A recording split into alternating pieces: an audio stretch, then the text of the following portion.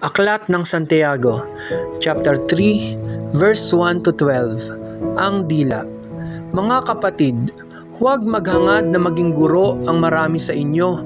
Yamang alam ninyo na tayong mga nagtuturo ay hahatulan ng mahigpit kaysa iba. Tayong lahat ay malimit magkamali. Ang sino mang hindi nagkakamali sa kanyang pananalita ay isang taong ganap at marunong magpigil sa sarili.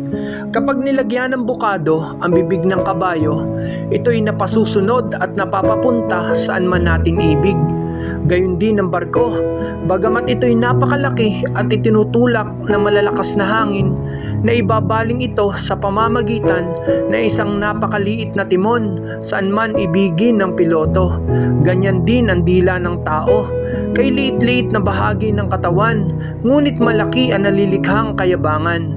Isipin na lamang ninyo, napapalagablab ng isang maliit na apoy ang isang malawak na kagubatan.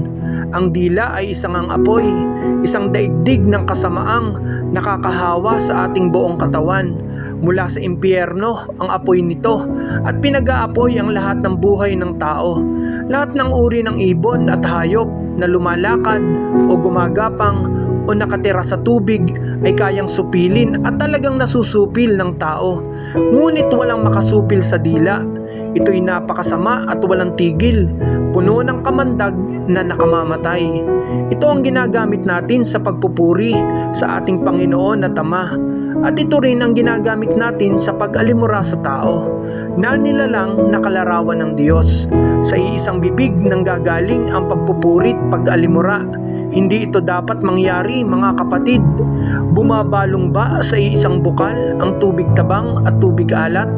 Mga kapatid, hinding-hindi makapamumunga ng ulibo ang puno ng igos o ng igos ang puno ng ubas. Hindi rin bumabalong ang tubig tabang sa bukal ng tubig alat. Amen.